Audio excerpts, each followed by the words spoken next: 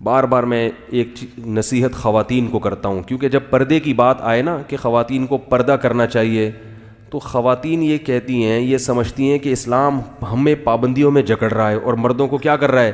آزاد، وہ گھومیں اور ہم نہ گھومیں۔ ان پہ کوئی برقع نہیں ہے، برقع کس پہ ہے؟ ہم پہ ہے۔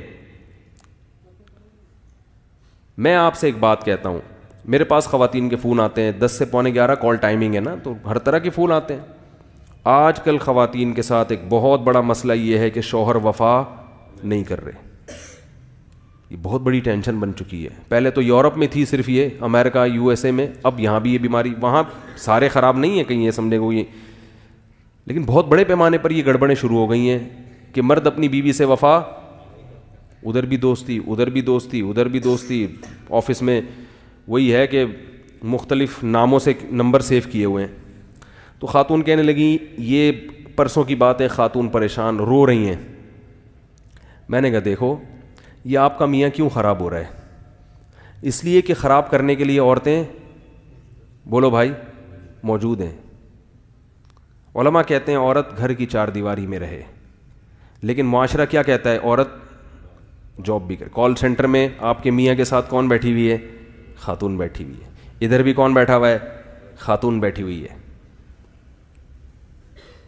بازار میں بھی اس کو درجنوں قسم کی لڑکیاں نظر آئیں گی، تو پھر اپنی بیوی کیا لگے گی؟ اس کو اچھی لگے گی؟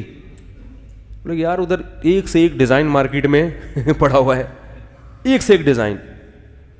تو یہ جو شوہر کی توجہ بیوی کی طرف نہیں جا رہی، وہ گھر میں ٹائم نہیں دے رہا، وہ ادھر ادھر منہ مار رہا ہے، اس میں کس کا بڑا، یہ اس عورت کا گھر تباہ کرنے والی کون ہے؟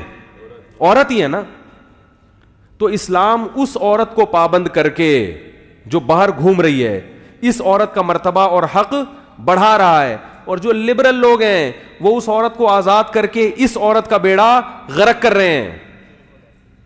جو اپنا گھر چھوڑ کر آئی، اپنے باپ اپنے بھائیوں کو چھوڑ کر جس آئی ہے وفا کرنے کے لیے، اس کو وہ اتنی بڑی قربانی دے دی، اپنا گھر اس نے چھوڑ دیا، اس کو اس قربانی کا صلہ نہیں مل رہا۔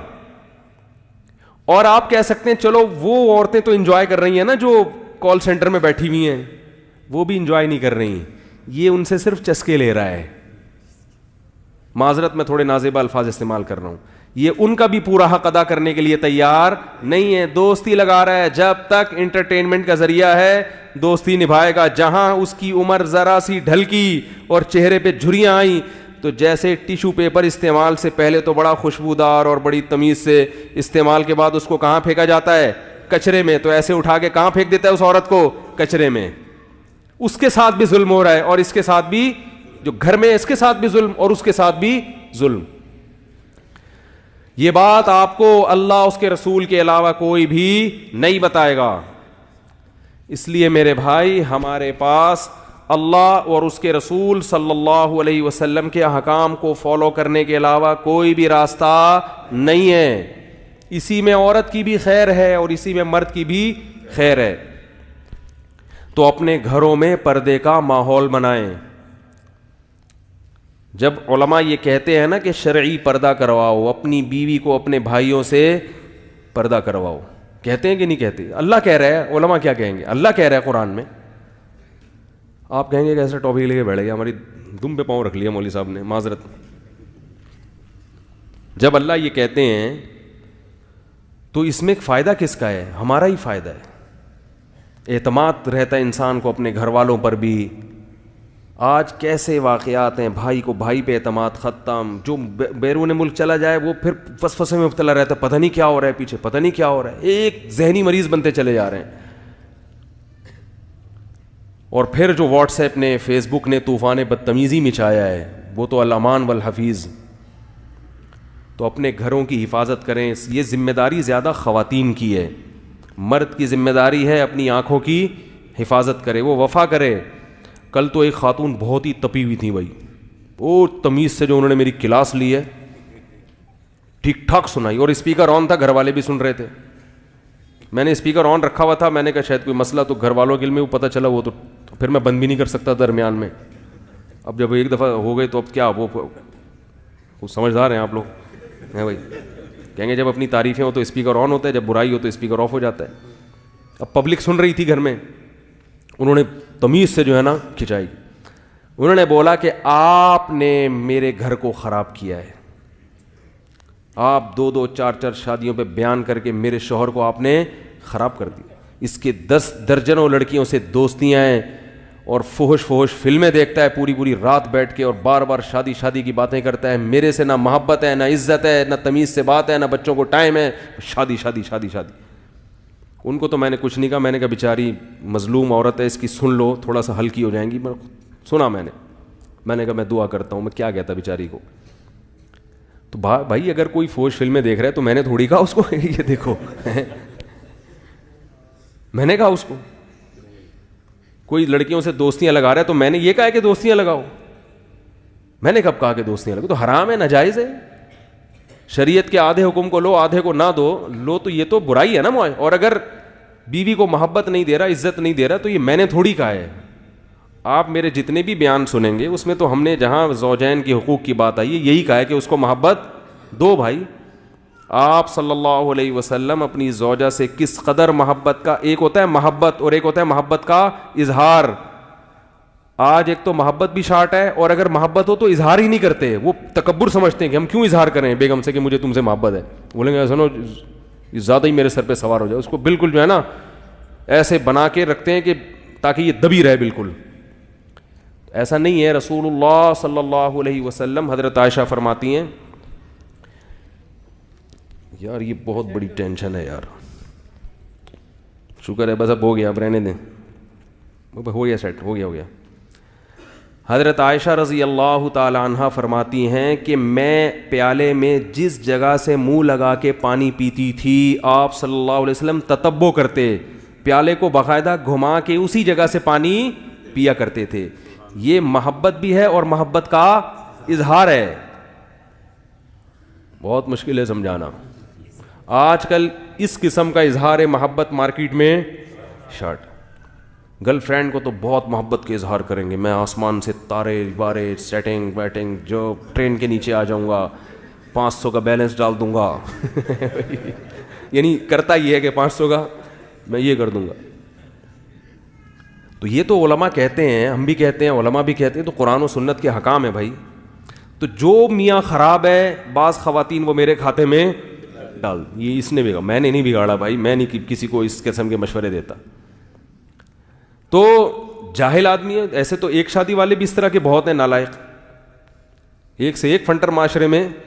اصل میں جو یہ برائی آ رہی ہے, یہ بے حیائی آ رہی ہے, یہ بے حیائی لبرل لوگوں نے پھیلائی ہے. ان کا گلا پکڑیں, علماء کا گلا مت پکڑیں. کیوں نہیں حکومت پابندی لگاتی بھائی فحش ویب سائٹ پہ؟ قانون کیوں نہیں بناتی؟ کیوں نہیں بلاک کر دیتی وہ حکومت میں؟ اگر علماء ہوتے اور علماء نے یہ فحش ویب سائٹ کھولی ہوئی ہوتی, پھر آپ مولویوں کا گریبان پکڑتے کہ آپ لوگ ہیں اور دیکھو یہ سب کچھ ہو رہا ہے, اور ہم بھی حکومت میں ہوتے ہیں, اسمبلی میں ہوتے. یہ تو گورنمنٹ لیول پر کھلی چھوٹ ملی ہوئی ہے, کو ایجوکیشن سسٹم ہے, کال سینٹر میں ادھر لڑکی بیٹھی ہوئی ہے, ادھر بندہ بیٹھا ہوا ہے, دوپٹوں پر پابندیاں لگی ہوئی ہیں. وہ مینیجر صاحب کو دوپٹے والی اسکارف والی اسسٹنٹ جو ہے وہ پسند. کال سینٹروں میں شکلیں دیکھ کے لڑکیوں کو رکھا جا رہا ہے. کتنی کوالیفائڈ ہو بھائی, یہ چونکہ شکل اچھی نہیں ہے. آپ کیا سمجھتے ہیں ہم بیوقوف تھوڑی ہیں؟ ہمیں تو مینیجر خود فون کر کے ہمیں بتاتا ہے کہ کیا ہو رہا ہے کال سینٹروں میں. تو یہ مولویوں نے نہیں بگاڑا, یہ معاشرہ تباہ کس سے ہو رہا ہے؟ یہ لبرل لوگ تباہ کر رہے ہیں معاشرے کو, غیر اخلاقیات سے ہٹ کر زندگی کی طرف لے کر آ رہے ہیں.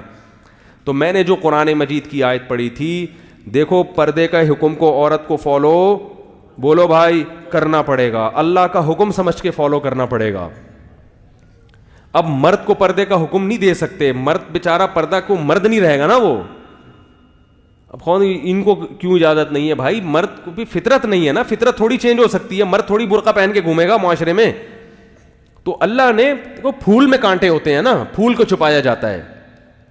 تو اللہ نے عورت کو حسن دیا, اس لیے حکم دیا کہ اس کو چھپائے, اس کا اظہار نہ کرے. آزادی کے نام, ہاں جہاں جاب کرنا مجبوری ہو, ضرورت ہو, وہ ایک الگ چیز ہے. وہ تو ہم بھی مشورہ بعض عورتوں کو دیتے ہیں جو بیچاریوں کو طلاق ہو گئی, کوئی رشتہ نہیں مل رہا, تو بھائی بچے پال لیں تو ٹھیک ہے آپ کر لیں. اور جاب کا ایجوکیشن سے تعلق نہیں ہے, تعلیم ایک الگ چیز ہے, اس کے ہم خلاف نہیں ہیں. اور گھر میں سب کچھ ہو سکتا ہے, تو میں یہ عرض کر رہا تھا میرے بھائی، اللہ کے احکام کو ہم لوگ فالو اس لیے نہیں کرتے کہ اس پہ جو سزا ملنے والی ہے وہ نظر نہیں آ رہی. رسول اللہ صلی اللہ علیہ وسلم نے ارشاد فرمایا، رب کاسیات عاریات، بہت سی عورتیں، صنفان لم ارہما، آپ صلی اللہ علیہ وسلم نے فرمایا 2 قسم کی مخلوق ایسی ہے جو میں نے نہیں دیکھی. کیا مطلب؟ وہ میرے زمانے میں نہیں پائی جاتی، وہ بعد میں آئیں گے. اور یہ اشارہ اس سے مل رہا ہے کہ وہ قومیں مسلمانوں میں پیدا ہونے والی ہیں. فرمائے ایک ظالم حکمران جو عوام پہ ظلم کریں گے، ہر وقت کوڑا لٹکا رہے گا ان کا. دوسرا فرمایا کاسیات عاریات، ایسی عورتیں جو لباس پہننے کے باوجود برہنہ ہوں گی، ان کا لباس جسم پہ ہونا نہ ہونا برابر ہوگا. فرمایا رؤوسہن، ان کے سر ایسے ہوں گے کاسنمۃ البخت، جیسے اونٹ کے کوہان ہوتے ہیں، ایسے فیشن کیے ہوئے ہوں گے کہ بالوں کو اوپر سے اٹھا کے رکھا ہوا ہو.